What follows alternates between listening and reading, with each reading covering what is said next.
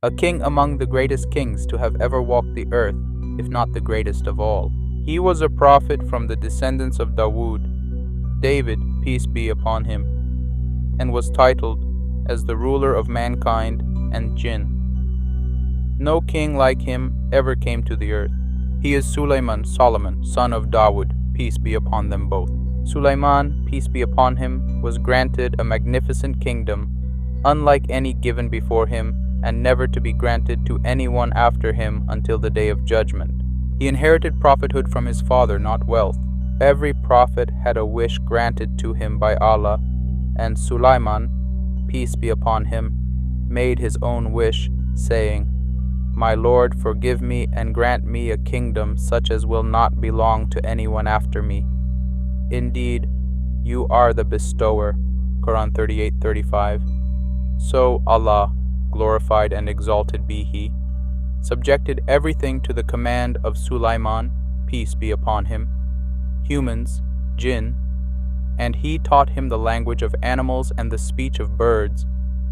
He was a king and a prophet who traveled across the regions of the earth, spreading justice, faith, and security. Sulaiman, peace be upon him, inherited wisdom from his father, Dawood, peace be upon him. Allah taught him the language of birds and subjected the jinn to him. They obeyed his commands and constructed for him sanctuaries, statues, and massive cauldrons that could not be moved due to their size. The jinn also dove into the depths of the sea to extract pearls and coral for him. Allah, the Exalted, also subjected the wind to his command. It would blow wherever he wished. He used this ability in battles. He had a massive wooden platform, and he would command his army to mount it. Then he would order the wind to lift the platform and carry the troops to their destination at incredible speeds. Among Allah's blessings to Sulaiman, peace be upon him, was molten copper, just as he softened iron for his father, Dawood. Sulaiman, peace be upon him, made great use of molten copper both in war and peace.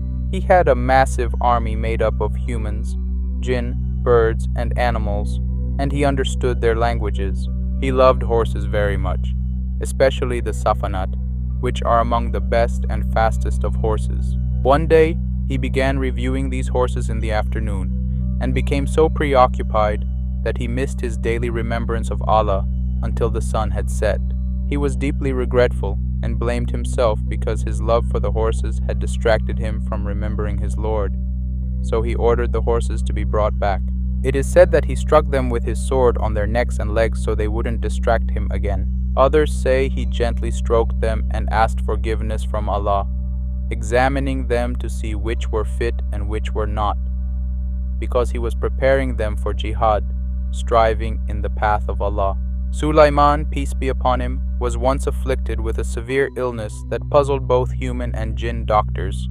Birds brought medicinal herbs from all over the earth, but nothing cured him. Each day his illness grew worse until he became like a body without a soul when seated on his throne. Despite his exhaustion and illness, Sulaiman, peace be upon him, never stopped remembering Allah, praying for healing, and seeking forgiveness.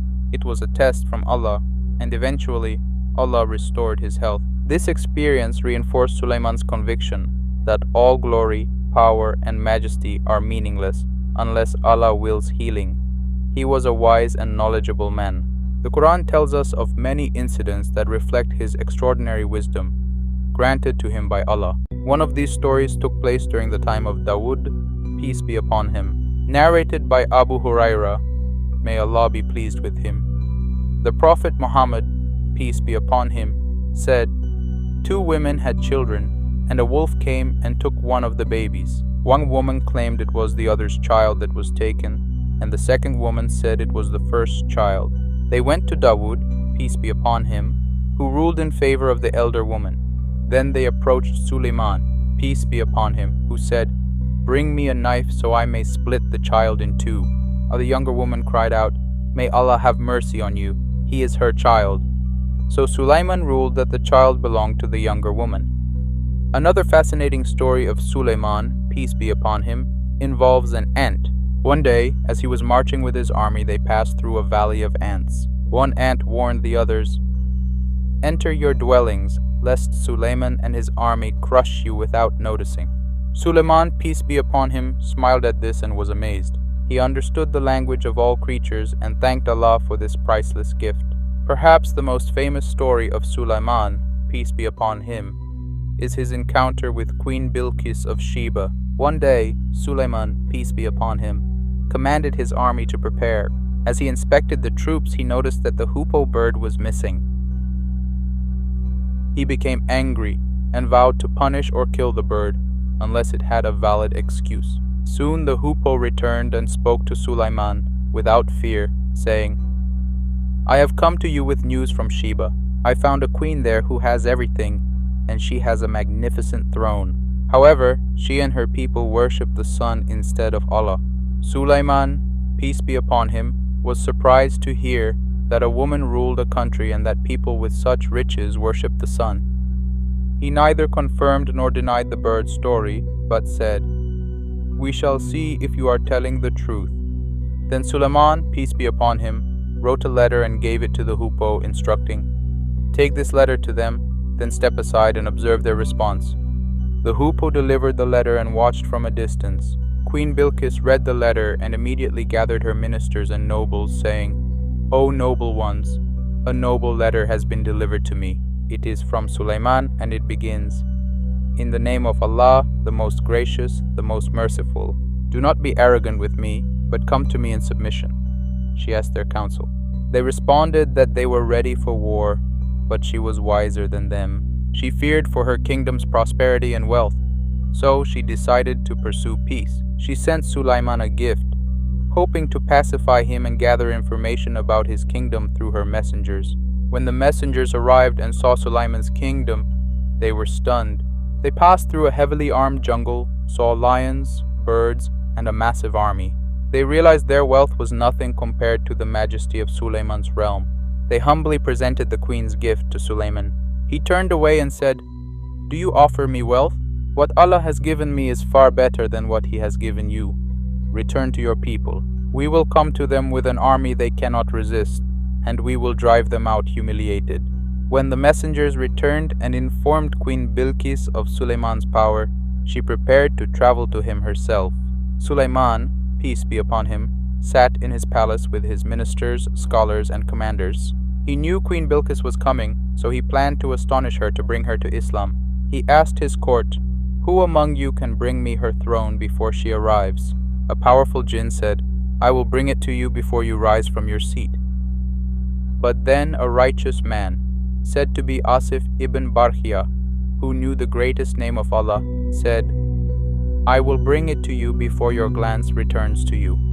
And it appeared before Sulaiman instantly. He said, "This is from the grace of my Lord." He then instructed that the throne be altered slightly to test whether the queen would recognize it. Sulaiman, peace be upon him, also had a palace built for her visit. Much of it was over water, and its floor was made of crystal clear glass. When Bilqis arrived, she was shown the throne and hesitated. "It looks exactly like mine." She then entered the palace. Seeing the floor, she thought it was water and lifted her dress to avoid getting wet. Sulaiman, peace be upon him, said, "Do not worry, it is a smooth glass floor."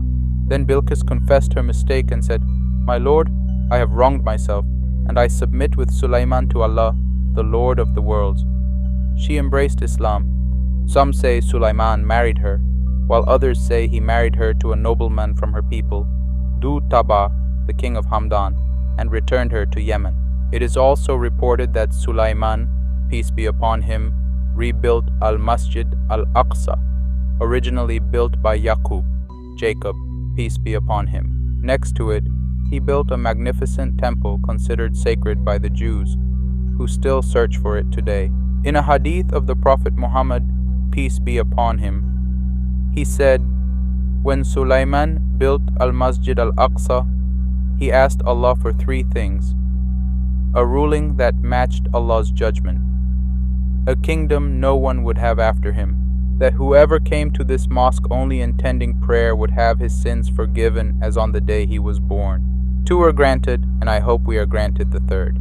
Sulaiman lived in unmatched glory and awe-inspiring miracles. Even his death was miraculous. To expose the false idea that jinn know the unseen, Allah caused Sulaiman to die while leaning on his staff, watching the jinn work. They continued working, thinking he was alive and praying. Days passed until a termite, some say it was an ant, gnawed through the base of his staff. Eventually the staff broke and Sulaiman's body collapsed. Only then did the jinn realize he had died long ago. This proved to them and to people that jinn do not know the unseen. With this miraculous end, Allah sealed the life of His noble Prophet and King, Sulaiman, peace be upon him. And Allah, the Most High, knows best. May peace and blessings be upon our Prophet Muhammad and upon his family and companions. May you remain in Allah's protection and safety. Peace be upon you and Allah's mercy and blessings.